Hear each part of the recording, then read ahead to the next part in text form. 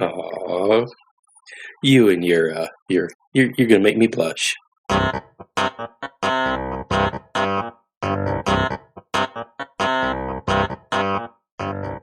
What's architecture really about? Archispeak is a show that dares to peek under the architectural kimono, exposing what architecture really is, what it is that architects really do, and show you why we are passionate about our chosen profession. I'm Evan Troxel. Join Neal Pan, Cormac Phelan, and me as we have a casual conversation about all things architecture, which includes all the stuff people don't talk about. Think you already know what architecture is really about? Tune in to find out.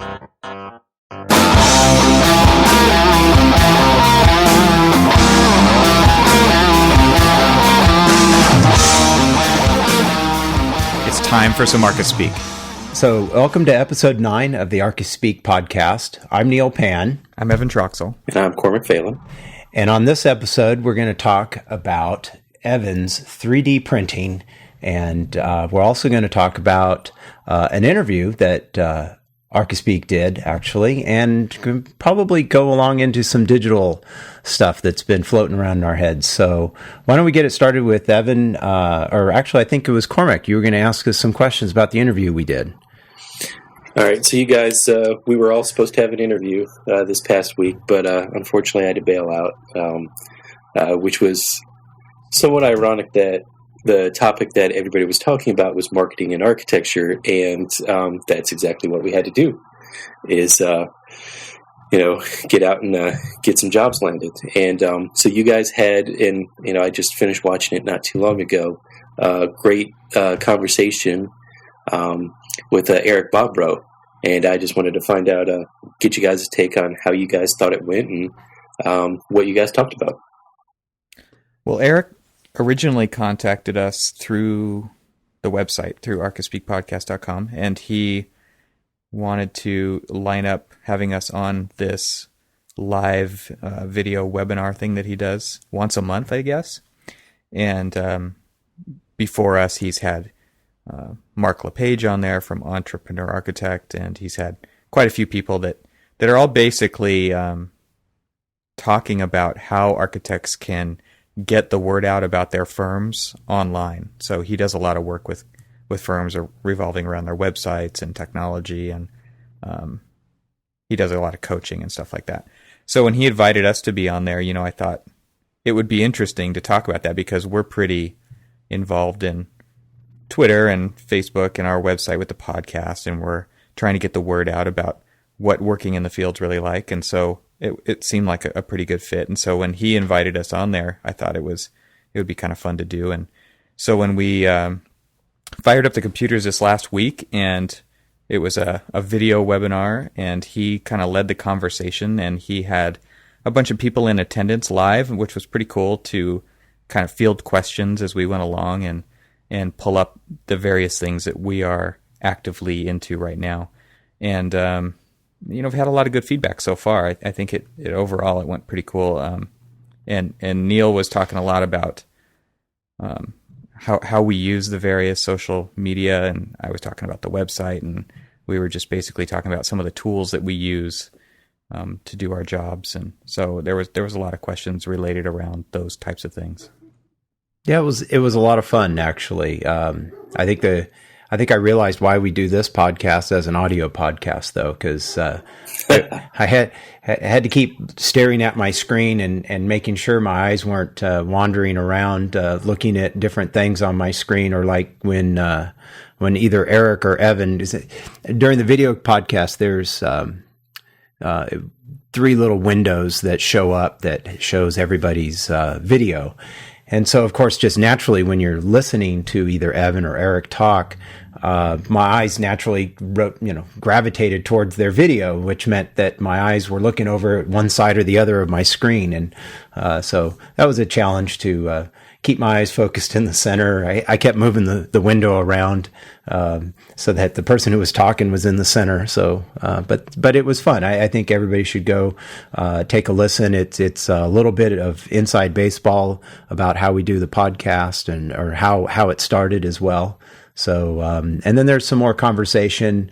I know after Evan had to leave, there was a little bit at the end there where Eric and I talked a little bit about the website house and how I do my website, and then also the software we use to host our site. So that it's all pretty fascinating. I encourage everybody to go check it out.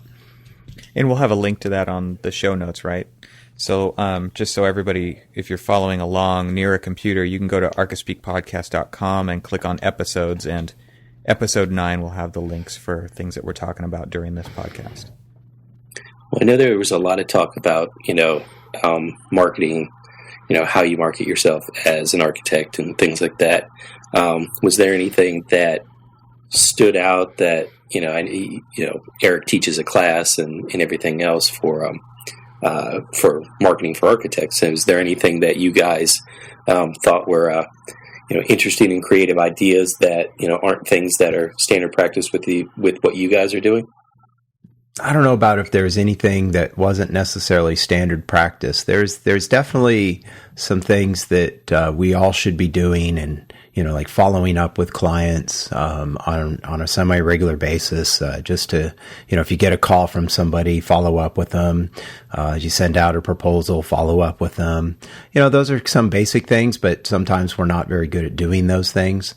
I know we also talked a little bit about how you can engage people a little bit more with your website, and some thoughts and ideas about how to get people to revisit your website instead of just taking a quick glance and going, oh yeah, I want to do something. I'll try and remember to maybe call this person, and then of course they forget and you never hear from them. So there were definitely some tips and tricks about different things you can do to help that in as far as marketing goes.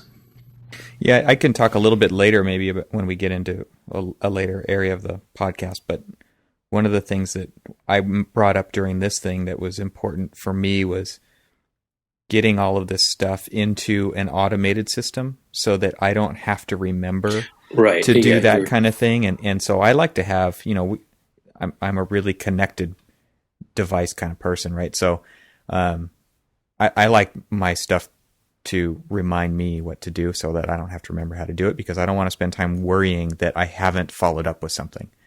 Because I see people do that, and I never want to have to worry about that.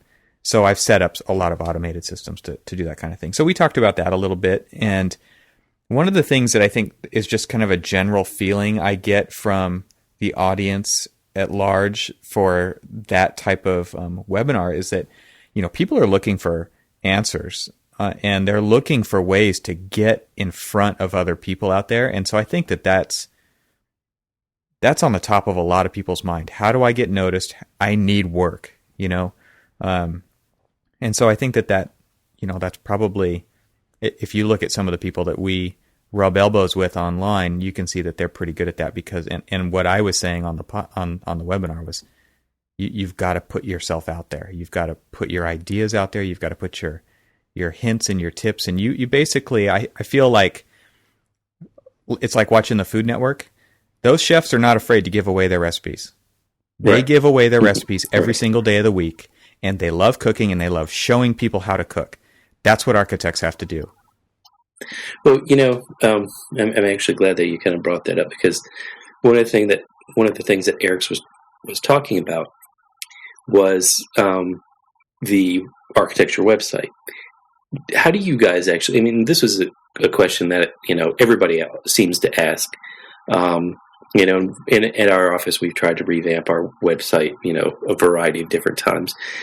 And it's, how do you see the website for an architecture firm or sole practitioner? How do you see that as part of your marketing strategy? Is it, as Eric was saying, simply a brochure? Is it something more interactive? Is it something, one of the previous interviewees that Eric had on there, Mark LePage, in his entrepreneurial architect, it seems very interactive with, his website. But it's not a typical architecture website where it's showing the 8 by 10 glossies It's more about trying to get feedback and stuff. So I'm just curious, what do you guys think is really kind of the proper use of a architectural website? I don't think there's any right or wrong. Okay, wait a minute. Let me take a step back. If your website is based solely on Flash, that's wrong. Don't do that. That's true. HTML5, man. I know a certain website that's all Flash and that nobody can see it on their iPhones or iPads. There you go. Might be a firm I work for. Okay, yeah, that's bad. Don't do that. But I think that your website, ultimately it is your brochure. It's what people go to find out a little bit more about you. So I think that's should be what your website does first.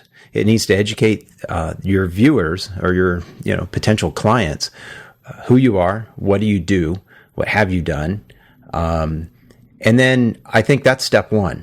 And step two, which was something that Eric brought up, is that the website can also engage. It can offer information that can help and help that's somebody. What I'm talking about with the chef thing. It's like there's things that we know that people would love to know, and it's not going to cost you anything. In fact, it's gonna build trust with people if you give that information away. We need to look at this as if we're teachers, and so like what you're talking about, Neal, when you are putting stuff out there that is useful for people. I mean, look at people flocking to Home Depot to watch somebody who works in the paint department how to sponge paint a wall for a Saturday class, Like, it's crazy, right? But people love to see how to do things that, we already know how to do, and we should be putting that kind of stuff up. And it's a great conversation starter, and it brings people back, say, oh, I wonder what other kind of tips they have, Absolutely. Yeah. That's, I think that's the next step for every architect's website, that you can do that. And I think too that, to a certain extent, you have to look at your type of firm, and what you can offer or give tips or tricks or things for homeowners. I think from my perspective as being a sole practitioner and having a small office that, mainly deals working with other, with homeowners and such, that from my view, and one of the things I want to do with my website is start to offer some information like, what are the 5 steps or, some of the beginning things of how do you work with an architect? Some of that sort of information is something I want to eventually add to my site. It's the same kind of stuff we're doing with this podcast, right? I mean, we're very showing similar. People behind the veil of what it's like in this industry, and why would you want to work with people? And there's a lot of great ideas in this industry, right. But if no one ever engages you about your ideas, then what good are they? Exactly. I think, Evan, for a firm like yours, a larger firm, that may not, in that sense, make sense, to offer up maybe that information, but you have your clients and they have needs, and they have things that could be informational to them, and you can tailor that information for, a school project or something. What are the things that they need to know, or that they need, that they're curious? What does your firm offer? Special knowledge or information that you can share with them. And that can be shared either maybe through a blog or through other resources available, like a questionnaire or something like that may be available, on your website. Yeah, we do all that through our blog, and there is a lot of good articles that go up there that are geared toward, school clients, hospital clients, healthcare, whatever. And it can be really helpful. The thing that I think bothers me the most about firm websites is when it's always you doing PR for yourself, and so it's all about patting yourself on the back. And that, to me, is you can go to those other, maybe it's a link that just goes to those places, but I don't think those need to be a standard occurrence on a blog. So those are that's when it really starts to grate on people, when it's like, look how great we are. Look how cool we are. And you're right. And that's actually kind of, the whole premise behind, why we started doing this is that, when we talk about, architects and their approachability from the general public, people who are possibly looking to hire an architect or something, but, don't, because they don't really think that they could work with them, or that they're unapproachable and stuff like that. When they're looking and surfing at, architects in their area, and they're surfing on and, looking at these web pages that are all just kind of a pat, as you said, a pat on the back. It's just, look at me, look at me, look at me kind of thing. It's almost for people who are looking to hire an architect, sometimes it's a put off. I almost appreciate in some cases the people. I mean, Neal, your website's a great example. And I don't want to call it bare bones, but I mean, it's simplified to, hey, Mr. Client, this is who I am, this is what I can do for you, and let's try to work together. And those are actually the ones that are, to me, a lot of times, and I appreciate the glossy 8x10 glossies of all the pretty pictures of all the different projects and stuff. But that's me as an architectural professional, that I want to see pretty buildings. But if I'm somebody who's wanting to hire an architect, I want to know what you can do for me and why I should hire you. And I think in a way, websites sort of have to speak to that. I think your website should reflect the place where you work. And architecture is not merely a final product. Architecture is its services, and it is a process built on top of that. And yes, there is keys you hand over in the end. Architects rarely do that. That's usually the contractor anyway. But I feel like, a really good firm who's really embedded in the work makes a mess. And so, like Neal was saying, there is no wrong way to do a website. I think it can show that process, and it can show the messiness of architecture, and it can show the artfulness of architecture. And it doesn't have to just be the glossy pictures, because I really feel like that's giving people a false sense of what they're getting. We don't just say, tell me what you want, and then voila, here it is. I mean, you go through this process together, and that's like a huge part of it, for me at least. Oh yeah, I totally agree with you. I would think that your website would want to reflect that. Just the other day, we were sitting with a client at a construction trailer. We've got another 15, 16 months left on this project, but and the owner, she had come in with a high school student who was wanting to go into architecture, and I pulled out this big huge set of drawings, and just kind of slammed it on the table, saying, for impact. I was like, here's 5 years of my life. Yeah. And he kind of looked at me like, what? But then, the client and I started reminiscing about, everything that we've gone through to get to just this point, that Wednesday meeting, all of the things, that we've done and gone through. And it really is. I mean, I think that, that you're right, is probably to me, one of the most important things about the job is the process. I think, Neal, on your site, you've been posting a couple of things lately, reminiscing. They're kind of nostalgic back to the early days of CAD, and that's fun for me to read. I think that's cool stuff that you're putting on your blog.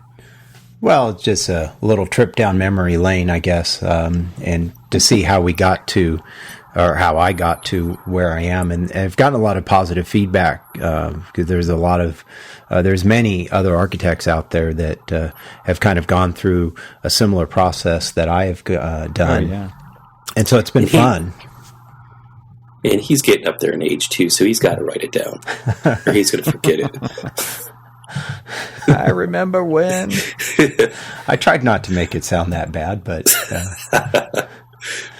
Well, back to the teaching thing, I have my website, getmethod.com, where I put tutorials and stuff out there, and I think that, this is I'm practicing what I'm preaching right now, where I like teaching people how to use this stuff. I mean, my whole bent on that site is that I want there to be better designers in the world. We need more great architecture. We don't need less of it. And that's one thing that always pisses me off is when architects are having these pissing matches. There's never room for more than 2 architects in a particular region. And that is exactly the opposite of the battle we should be fighting, which is, more great buildings that are responding to real problems, and less anonymous buildings that people don't even give the time of day. They're just happenstance. They just happen to be there, and you have to deal with them. Like going to the DMV. We need more. We need more great stuff. We need more great buildings. We need more great spaces that show you what architecture is capable of, how it could change your mood, and how it can bring back memories. When you hear the noises in that space or feel the walls. There's nothing like going into certain spaces and the first time you were there rushes back into your mind. And a lot of architecture can do that. Unfortunately, a lot of it doesn't. But I want to share what I know how to do so that it makes it easier for other people to do that. And then they can take it further than I have, because they get to that point quicker. And I think we need to do that as a profession. We need to be teaching people. And I'm not saying we're teaching people how to do our jobs for us, but I want to be able to share what we know. And we should be like a chef, like I was saying earlier. We should be Absolutely. Not afraid of people making our recipes, because, right. We have complete authorship over the things that we're doing. And it's definitely not an easy thing to do, but they're going to be more open to doing it with you. Well, Evan, you have a great example that kind of ties the last 2 things we were just talking about, which is teaching, being able to share our knowledge and teach. And in addition to that, showing the process. And you mentioned actually on the interview, and we'll have a link to it in the notes, on your site, where you have a post called Evolution of Design. And I think that's a great example of a way to show potential clients, it's not just a pretty picture at the end. And here's the process of the design and the different things that were looked at. And in fact, I think actually even on my, I posted a picture of some time ago of some flimsy sheets where you can see the process of design actually in the sheets, where I took a sketch and kind of refined it, and the third version is kind of a nicer sketch of a design proposal. And so I think that's more what we need to be sharing with the public, to let them see what happens. I think the public sees construction. They'll see something under construction. They'll drive by it every day, and they'll slowly see it rise and the messiness involved in that, or maybe they've done a home remodel or something. But they don't really see the process of what we go through for design. I mean, we've often talked, maybe on this podcast or, on Twitter or something, that, we'll go through 50 different iterations of something and show the client the last one. Yeah. But they didn't see the day long, they'll look at it and go, wow, that's great. Well, change this. But I mean, it looks like, wow, why did that take you all day to do? Well, it didn't take me all day to do. It's the other 50 that took me the rest of the day to get to this one. Yeah. And I think that's something that's often missed, when it comes to architecture. Yeah. One of the things that is great about architecture for me is during the process, I'm completely okay with not knowing the answer. And there's a lot of people out there who want everything figured out right away. And there's a lot of times when that just doesn't work. And I'm completely okay having things completely unresolved in a project, until I can figure it out, whenever that is. And that is part of that process as well. And a lot of times you'll go do a presentation for a client and they have questions, and the answer is, we're not there yet. There's these 3 other questions that we have to ask first before you can even ask that question. And that, to me, is part of educating the people you're working with. But there's people in our field who are guilty of that as well. They want everything figured out up front, and that's not. You want to go through the process of discovery and figuring these things out the best way. And one thing leads to another. And it's pretty amazing the path that these projects will take. And so it is pretty fun to document that process along the way. And speaking of the process and documentation, we've been wanting you to talk about your 3D printing and our logo and some of the things that you've been doing that way. So let's kind of segue into something that we've been trying to get you to talk about for it seems 9 episodes. You have to bribe me. Yeah. I've got some extra beer here. Okay. That was easy. There you go. So yeah, I mean, it was a design project that I took on to come up with kind of this little cityscape, and it was just something I did one night, and I had the opportunity to turn it into a real thing. And so this is nothing new. There's a lot of architects out there who run 3D printers 24 hours a day, but it was new for me. I haven't had the opportunity to do that yet. The types of modeling that I did when I was in school, I did learn how to do digital modeling then, but it was all analog output. So I would, be cutting chipboard models with an X-Acto knife, and I love that process.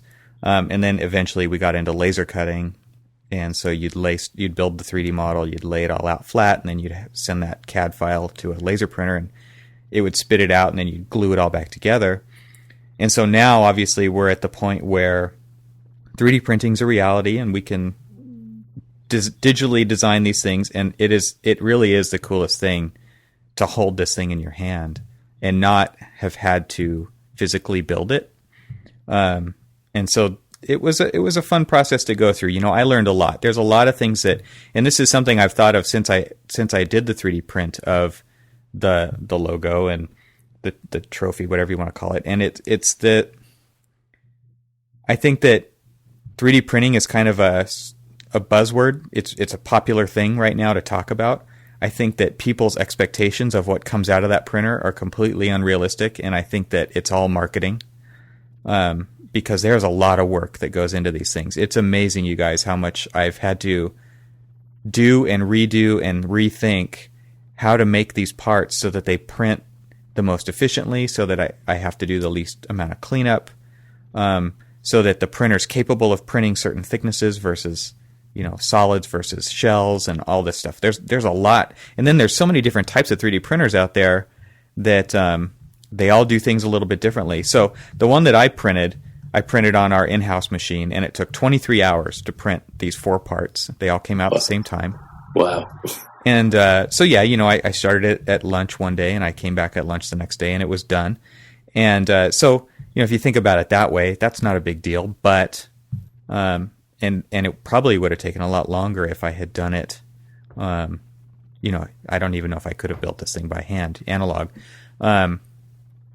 But there's other printers out there, like I'm actually having 10 of them made now, and they're taking about 12 hours on that printer, but it's a completely different look. It's instead of being kind of this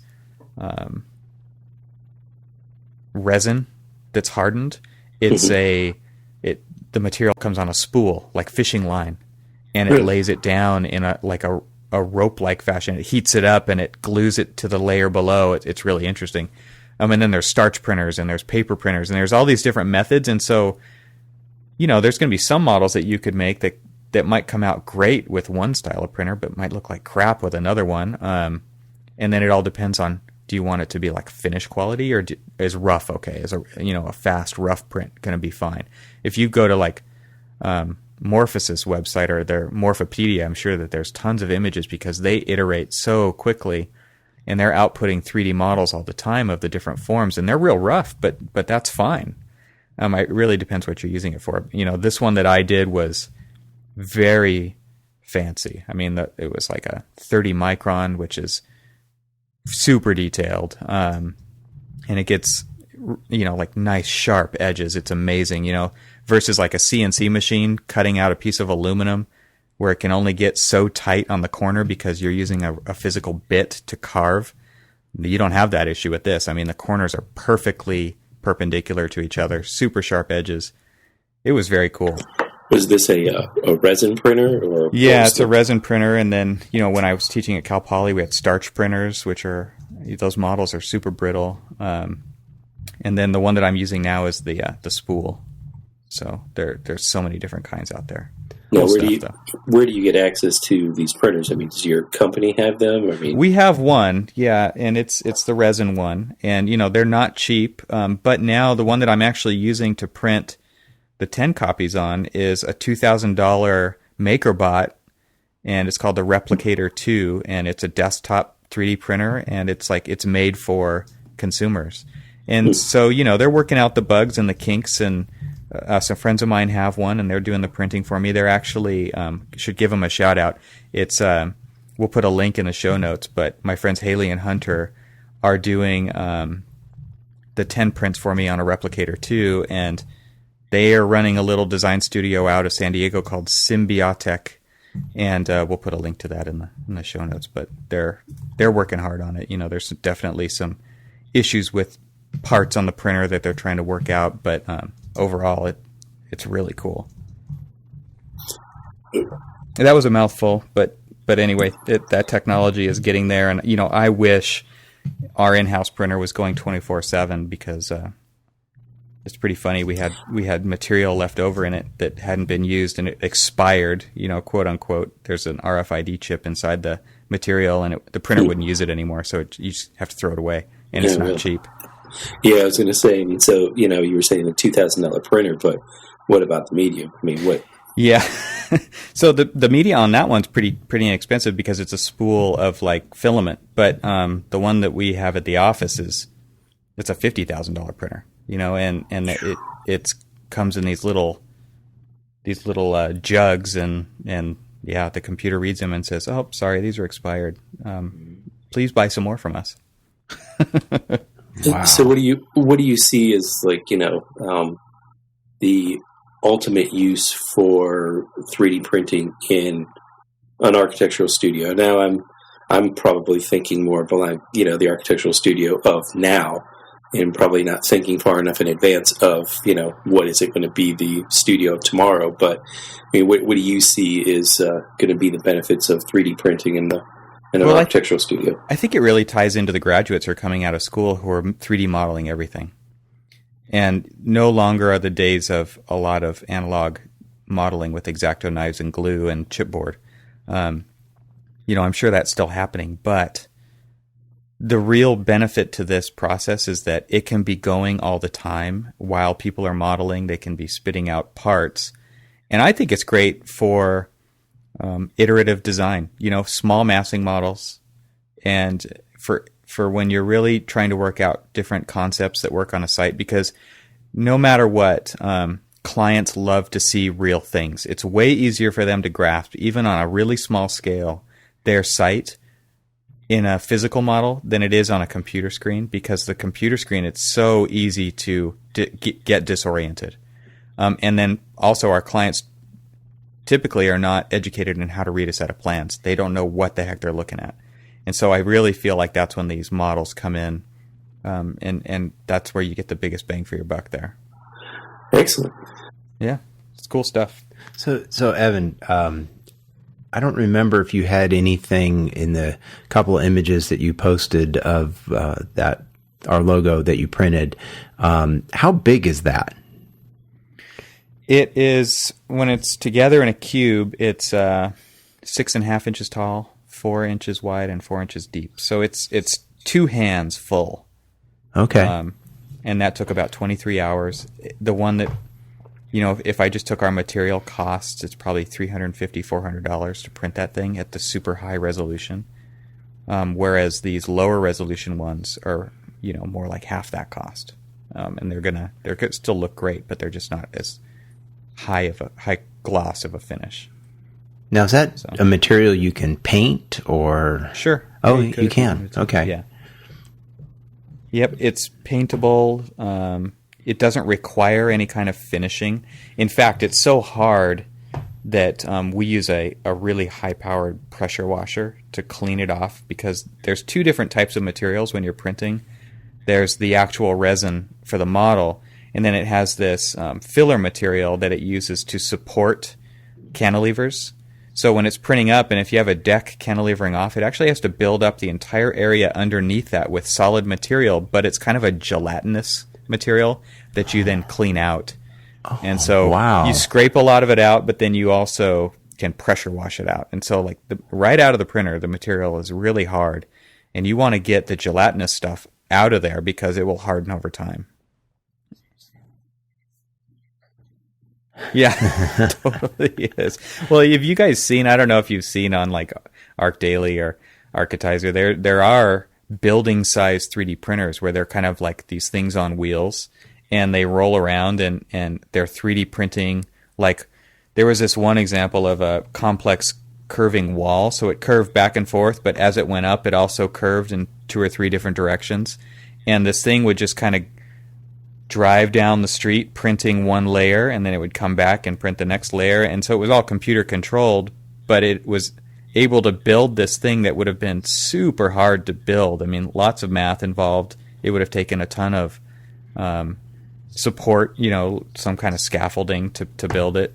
I mean, you guys have seen pictures of Gaudi's Sagrada Familia, to do stuff like that with, the cathedral full of scaffolding. It's the same idea, but you don't, when they're 3D printing these buildings, they're not having to do all that. And it takes a long time, but, it's an R&D effort. They're trying to figure it out still, but it's pretty cool.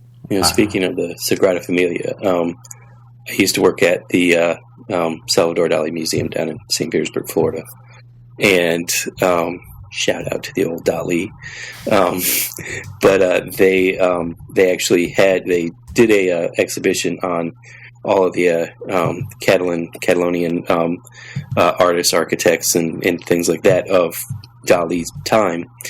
And they actually had the original model of Sagrada Familia that Gaudi and his shop made. Awesome. It was this big, enormous, probably good 7-8 feet tall plaster model.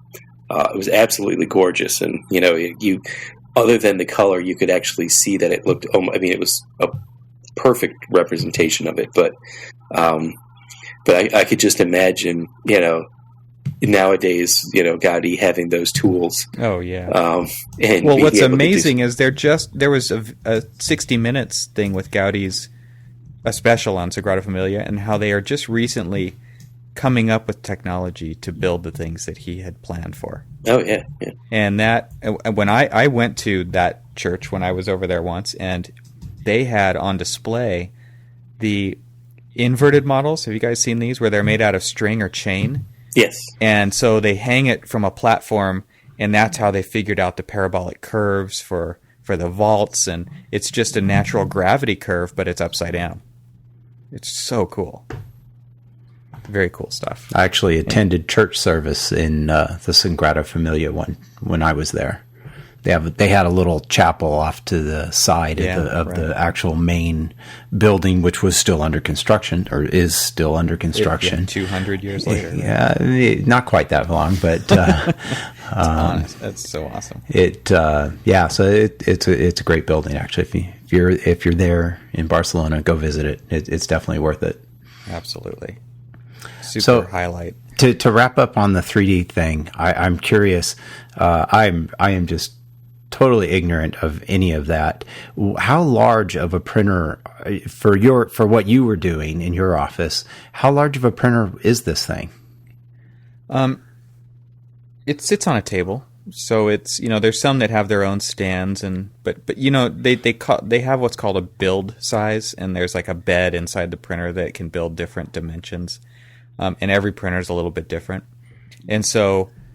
There's some printers where you would only be able to print out one little piece at a time, and you would have to assemble it. And then there's other printers where you can build the whole thing all at once.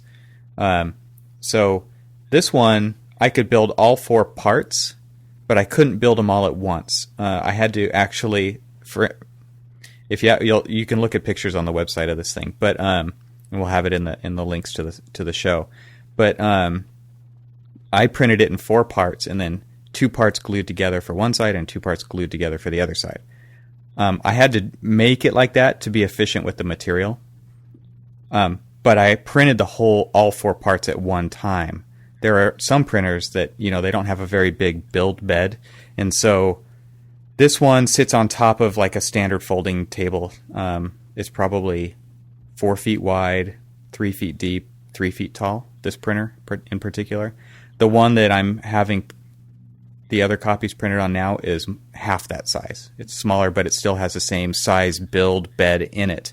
So I can still have the whole thing printed at once, but it's not as big of an overall machine. I mean, the one that I have, it's interesting because they have computers in them, and you actually have to just set the file up on another machine, get it all set up, make sure it's going to work, figure out how much material it's going to take, and all that kind of stuff.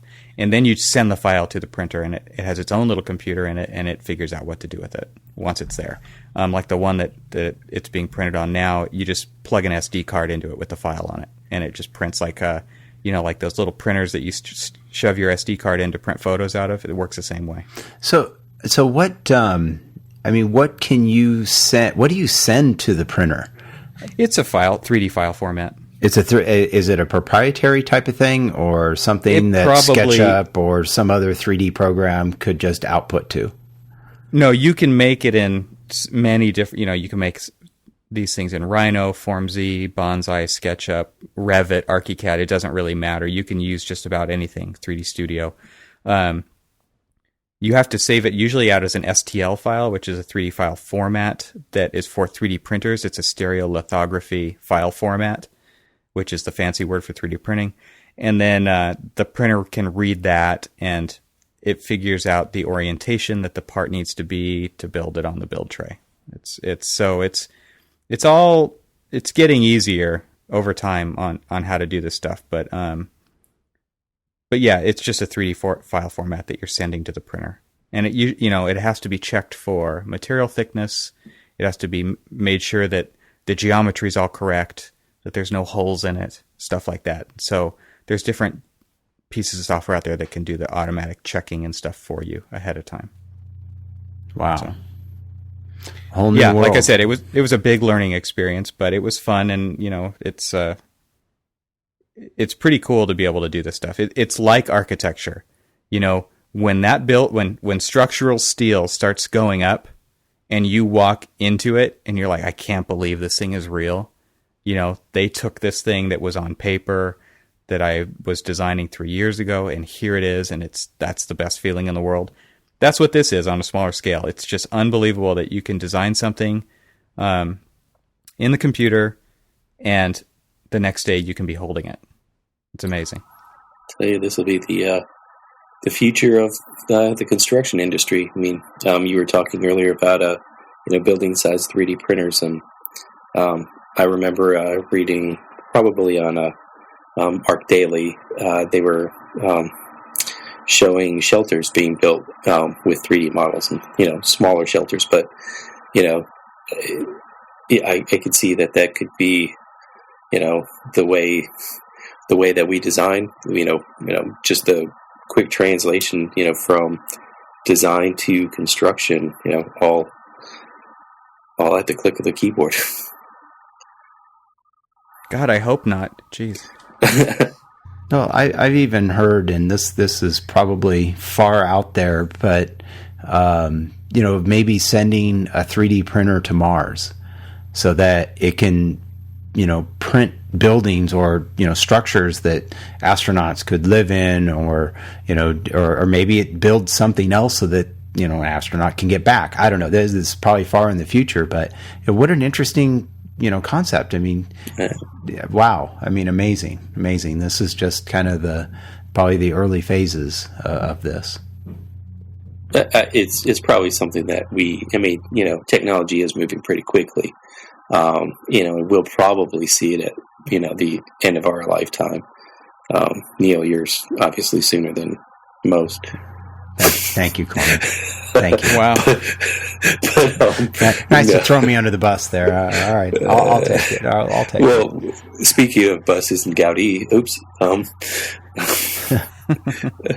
But I think it's going to be interesting to watch it. I mean, I heard the comment, God, I hope not, from you, Evan, and you're right. I mean, because one of the things that we always talk about is the craft that both in the building and, drawing and the process and everything else, that, the really tactile, things that you can kind of get down and dirty with, and as you were saying, you don't have to actually get in there to physically build this. I mean, you're putting in the man hours in the computer and, setting up the printer and everything. But other than that, it's all a hands-off process. So, it'll be interesting to kind of see, because, you said it that, people are graduating, coming out, and they're doing these 3D prints rather than, physically building 3D models, where they are pulling out the, chipboard and, metal rulers and X-Acto blades and stuff like that. And, never going to know the pain of almost cutting your thumb off. I thought that was the joy. There's two things that really bug me about this. Even though I am doing it. Number one is our offices are way too clean now. Everybody's stuck behind a screen all the time. Yeah. And we're not making things with our hands. We're still making things, but we're not making things analog, right? For the most part. Right. And that bugs me because there's something that needs to stay tactile about architecture, even when it's in an office being thought up.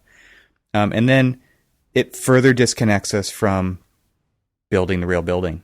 It's already too bad that we're not out there working with our hands. And, I have my own shop that I fabricate things in, and I weld, and I've got, radial arm saws and chop saws and all that kind of stuff. I like to make things.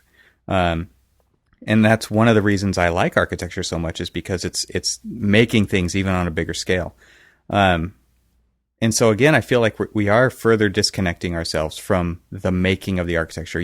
We cannot forget that, at least for now, buildings are the biggest thing that are completely made by hand. And I think if we further move into the cubicle behind the screen mentality of not getting our hands dirty, I think that we're furthering that gap, and that's not a good thing. I totally agree with you because, one of the things, how did you guys learn, architecture?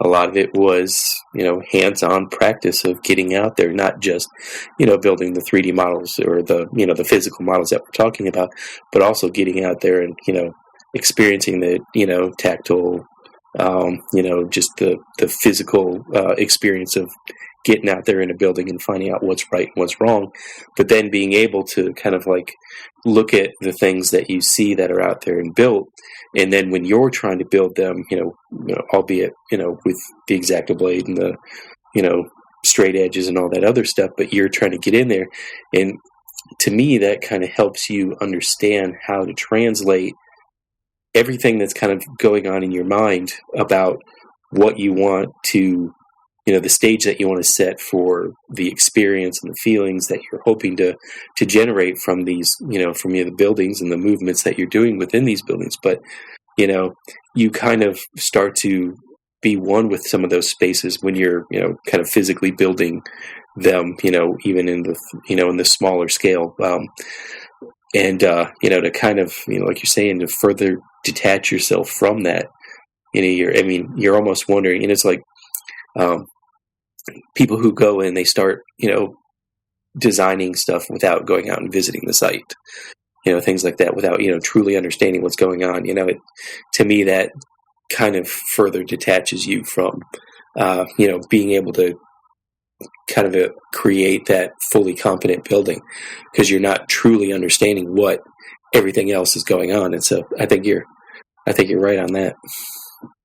Yeah. There's no hours in the job for you to be going out and visiting the site. There never is, but oh you have to. You would think, yeah. Well, speaking of that, Cormac, we were talking pre-show about digital and taking notes. Why don't you share that, and that'll kind of lead us into our last part of the show here.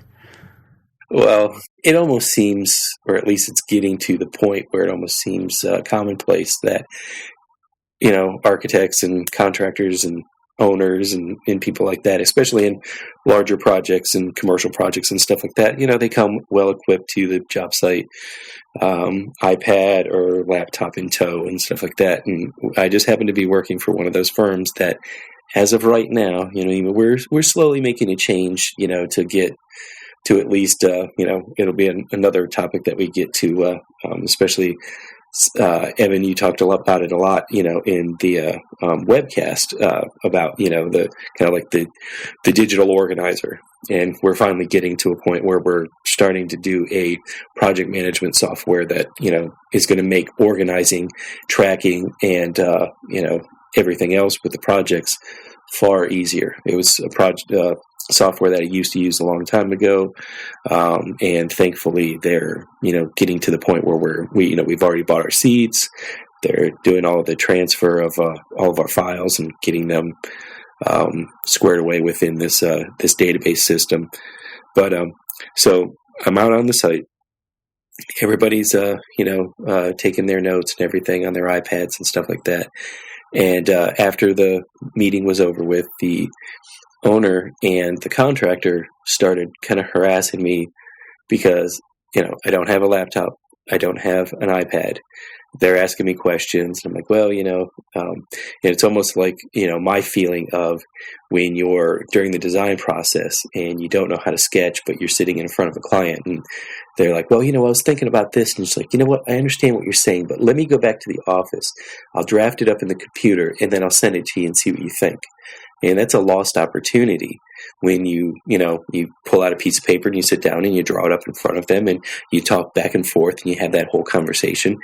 And, boom, you've got an idea back, and then you go back and, do your drafting and all that other stuff. But, so they were asking me about some, RFI questions and some tracking of a couple of submittals and things like that.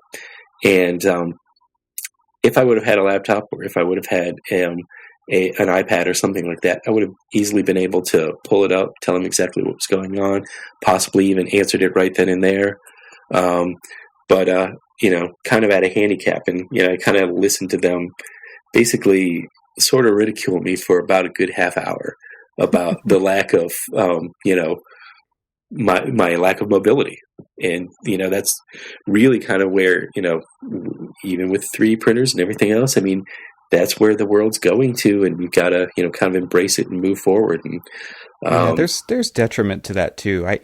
I'm torn because we are living in this connected world where our phones are constantly beeping and buzzing, and we are able to check email at a moment's notice and pull up spreadsheets. And, I think there's something to be said for being able to tell a client or an owner that, let me think about that. Let me process that. And then maybe we'll get back together and figure out ideas. I think you're using the case of, you need to find some information that is digital. And so, yeah, it would be great if you could pull that up at a moment's notice. That was more of what the if point you can, at the same time, what I'm trying to say is it's like we have gotten to the point where things are so efficient and so available that we don't have time to think about things anymore either. Exactly. I agree with you there. There's been a point there, we've gotten to the point of it's like, want it now, want it now, want it now. Right. And you're just like, well, let me stop and think for a second. Let me, because, it was it's the drive-through mentality, man. That's what I call it. It is absolutely, it's that, my wife and I like to talk about, the 30-second soundbite type thing. It's if you don't get what you need within that 30 seconds, and now it's actually probably down to 3 seconds, they're going to move on to the next, to the next way of getting the information and stuff. But, you actually brought that up, the over-connectability in a way.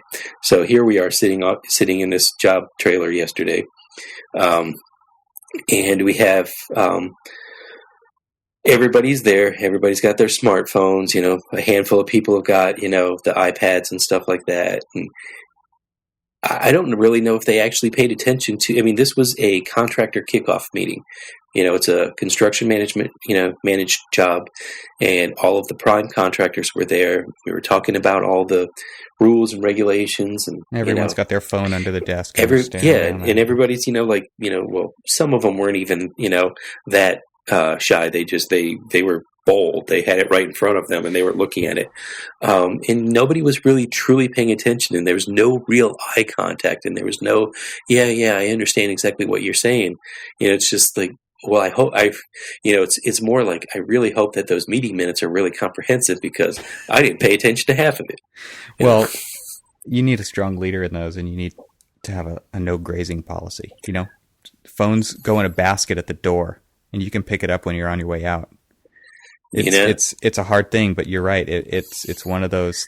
It's crazy that people do that in a meeting that you're spending your time or wasting your time at, as the case may be. Yeah. Well, I mean, I had I have another project manager who works on another school project from the owner, and she if she hears even your phone buzz, she'll stop the whole meeting and say, "Go ahead, take your time.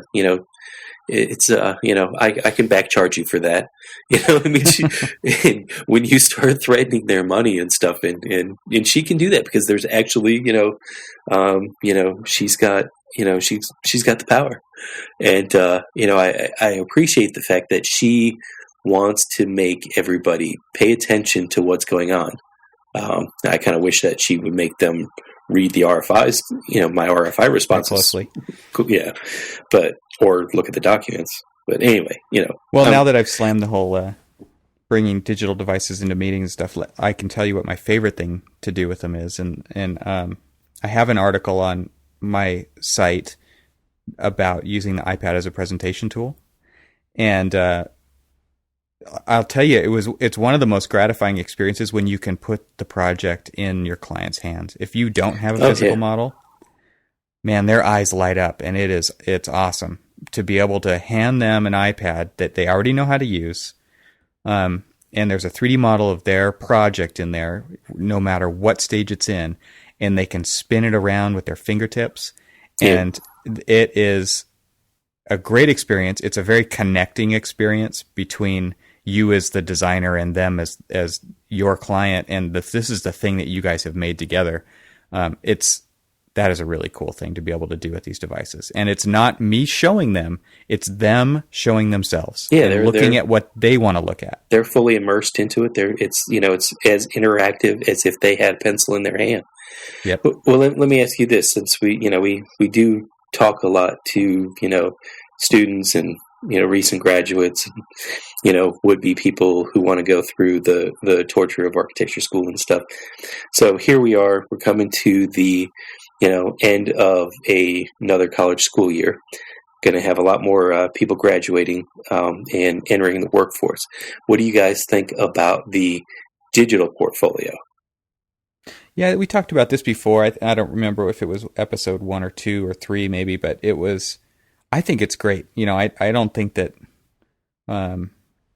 there's any need necessarily for a full printed portfolio anymore. You might want to have a leave behind, and I think we mentioned that before too. That's a small, really nice handout that is kind of your calling card, but it also shows some of your imagery. But I think the digital portfolio on an iPad, especially where people can again kind of flip through it at their leisure and look at the things they want to look at. I think it's great. There's a lot of information that you can embed in those things that you just couldn't do on paper, right? So you can embed animation, you can embed interactive kind of media, and you can have pop-up text. So if you want to have full screen image, and then they tap a button and text pops up that people can scroll through and read or ignore if they want to.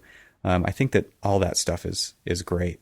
I don't see any downside to it. And I like the, and we were talking about it with the client, and I think that, it's also a good tool to use for, a would-be employer is, do you understand how to, at least design or, pay attention to the 360-degree building and not just one facade or another facade. I mean, and have them be able to basically spin it around and, kind of go inside and peek around and just, kind of I understand that people are graduating and they're not, fully immersed into all the different things that they need to kind of put a building together, but, be able to, at least display to somebody that, they've got that 3D working knowledge of being able to translate a design from, the plan paper all the way up to, basically a 3D model and kind of understand how to translate all of that stuff. So I think, it's a great tool. In fact, I know somebody who's going to be going on some interviews soon, and she was asking me about, printing stuff out and things like that. And we really didn't talk about, the digital that much. But I think it might actually be, because again, as I've said, and we've all said, that's where the state of the architectural profession's going. So you have to know your audience. If you're true, you got to know who you're going to be presenting to. And so if that's something you think that they're going to be interested in, yeah, you want to show it. If not, then you might want to stay away from that. If they're old school, you might want to go in there with an old school portfolio. Well, but what if you're going to an old school firm that needs to, wants to, or maybe I don't they know don't. If you do that in an interview. I was going to say, maybe they don't want to go new school yet, or maybe they don't know how to, and they're hiring somebody that can help them. Yeah, I think you can tell that in the whether it's a job app or not an application, but the posting for the job. I think you're going to get a feel for what they're looking for, and you can kind of make a judgment call. I think the thing to be careful of is you have one iPad. You're not likely to walk in with 3 iPads, and you may be likely interviewed certainly more than one person. And so I think recent grads or soon to be grads, need to be aware of that you probably need to have like maybe your best stuff in a small paper portfolio that you can hand out, and then use the digital to kind of show the animations and supplement, and maybe start with that, and then you can have the handouts. And those are ones Evan, you just mentioned, those are your leave behinds. So it's not very expensive to do or to print out. And those are your leave behinds. You'd leave them there, and you can show off the stuff on the iPad. And then that's probably a way to do that. For me in my practice, I started using the iPad actually right after it first came out. So I remember very clearly, actually, one of the first client interviews I went to, I took the iPad instead of taking a bunch of drawings or photographs in a book or something, and I just put scans of drawings and or photographs from projects, and I put them all in the Photos app. At the time, this was pretty early on, and just using the Photos app, just works great. Walked through some imagery to show them, because we spent probably all of 30 seconds looking at it, but you show them 2 or 3 photos or a plan or 2, and you're kind of done. In this case, we were walking through an existing house that we were going to remodel, and I've done that too, and it's great to show example imagery in there too of inspirational or things that you could be thinking of to convey a mood. Well, that isn't work that you've done. Right, even. It could just be stuff that you've lifted and that you want to show off. Something we talked about it actually in the interview that we did on Eric Bobrow's site on the best practices course, is the website House. And I talked a little bit about how I used it, but I also use it in a way that exactly what you just mentioned, Evan, which was, I'll pull up imagery on House and I'll create what they call an idea book, and that has imagery that talks or that shows the client, some of the things that we talked about, and shows what they have. So, it's a really great way to show a client and to talk about stuff you're trying to show them in a digital fashion. So, it's great. It's a great thing to do. And one of the things we wanted to mention here as we start to wrap up here is there's a website called Archispeak, and I hope I'm pronouncing that right. Yeah, that's right. And they recently published a series of articles called The Ultimate iPad Guide. And in that series of articles, and we'll have a link in the website to that summarizes all the different articles that were published. But it talks about or shows examples of different apps and how they're used, and all the way from presentation to marking up drawings to project management, and generating even things like letters and things and spreadsheets and stuff like that. So it's a great resource that I found going through all the different articles that can pinpoint to help people find the apps that can do some of these things with these more digital tools that we have today. Yeah, cool stuff. One other thing I wanted to go back to when talking about maybe interviewing at a firm. The most important thing that I think you can do when you're interviewing for a firm is showing the firm that you can think spatially. And if there are ways that you can convey that digitally or analog, bring a model in if it's analog, bring your drawings in if they show that you can do that, because that's what people want to know. Yes. Is how do you think spatially? Can you convey through presentation, through explanation, through walking somebody through a space, what you were trying to achieve spatially? That is super important. So figure out how to do that. Do not, or I shouldn't say do not, but try not to let the conversation come down to what software do you know? Because we all know that we can learn any piece of software out there, and the concepts are very similar between all of them. When you're in school, you might have been forced to use a certain piece of software by a certain instructor, and that really shouldn't matter.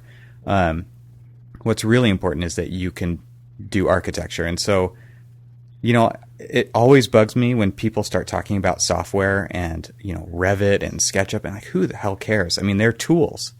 Right. You've got to be able to do the job, and however you can do that job, do it. And so if you think that it's better to show that you can think spatially on an iPad in a presentation, do it. If you think it's better that you can do it with a physical model, bring it. I think that that's something that I would definitely encourage people to do is try to figure out what you're passionate about, show how you can convey that in an interview, and I'm sure you'll do perfectly fine. Well, I think that's a good place to wrap up this episode, guys. So if you have any questions or comments, the best way to reach us is at the website at archispeak.com and Archispeak Podcast. Archispeak Podcast. Oh my gosh. I wrote that. Don't go to that other Don't site. go to that other site. Wow. He should have wrote it down.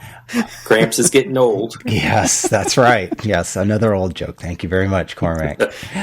On the archispeakpodcast.com website, you'll find links to our Twitter accounts where you can reach us individually, or our Archispeak Twitter account, and also on Facebook at facebook.com/archispeakpodcast. And if you enjoy the show, please leave us some reviews on iTunes. That really helps spread the word for the show. And we like positive reviews. That's why I said if you like the show. If you don't like the show, just disregard that comment. That's right. All right, guys. All right, we'll see you next week. Okay. See you guys. All right, bye. Bye.